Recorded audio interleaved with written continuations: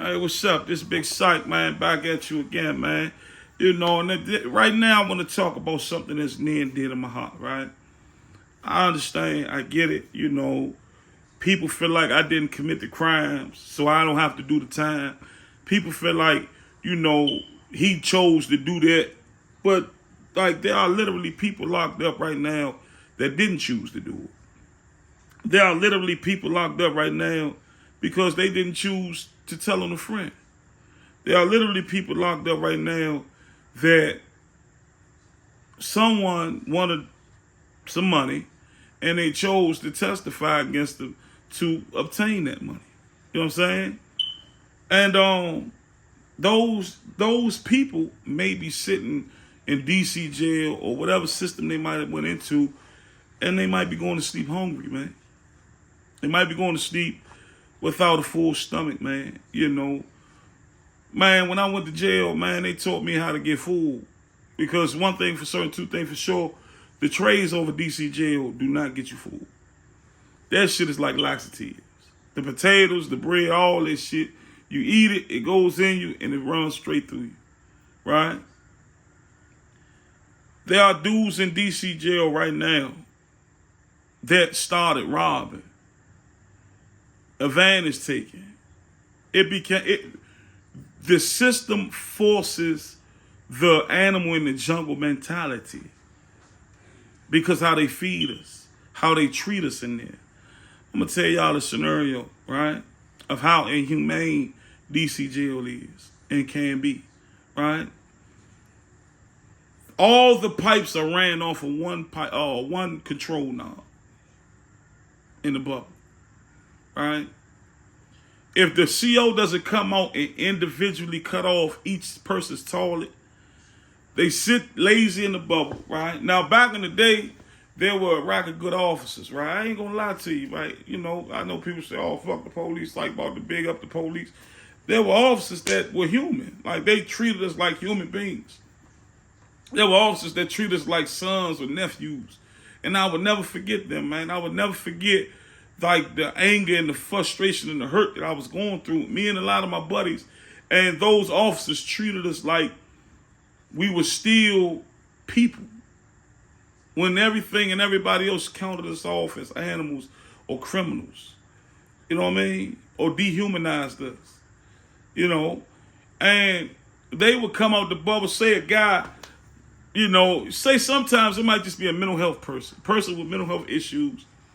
And they might come on the tier, right? They might come in the unit. And they might decide to shove, you know, their clothes or their bedroll in the toilet, right? All you got to do is get a shirt, tie a knot in the shirt, tie the shirt in the knot, put it in your toilet, flood the tier, right? So what they'll do, they'll roll up their blanket, right? Their blanket, their sheet, whatever they got, they'll put a layer of plastic over it. Right, and this will become their door stopper. Then they'll shove it under their door, to clog their door up, and they'll constantly push their toilet, until the water's this high off the floor. Then they'll pull that door stopper, right? And when they pull that door stopper, the water just flows over into the tier and runs in other people's cells. So when the police come on the tier, when the police come up and see water running off the tier, they like this, oh, I'm not going up there. I'm not walking through toilet water. So what they do, they go in the bubble and they cut that whole side water off.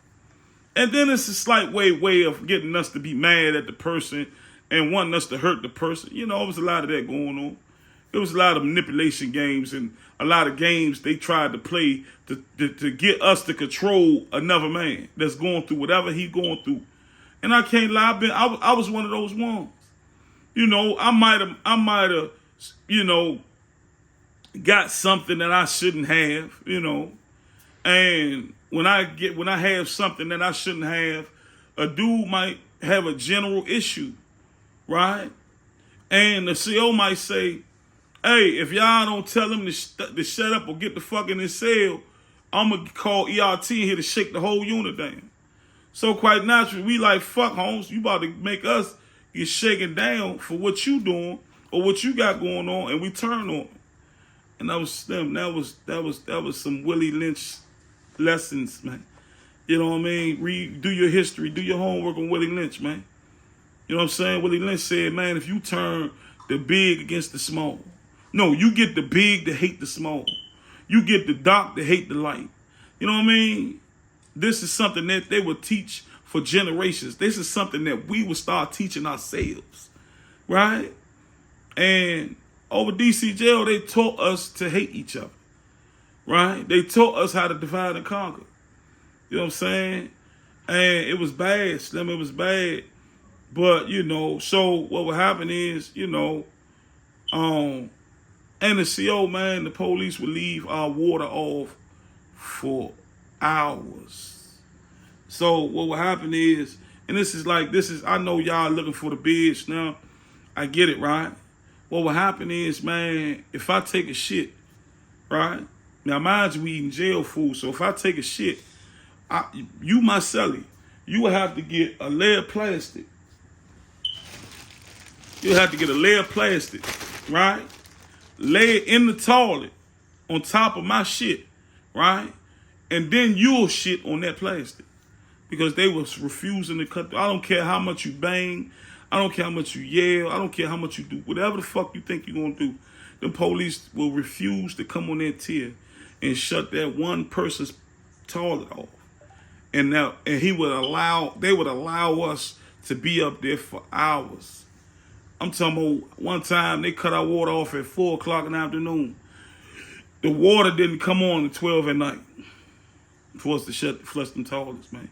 So we pissed on top of each other piss. We shitted on top of each other's shit. You know, all those types of things. You know what I mean?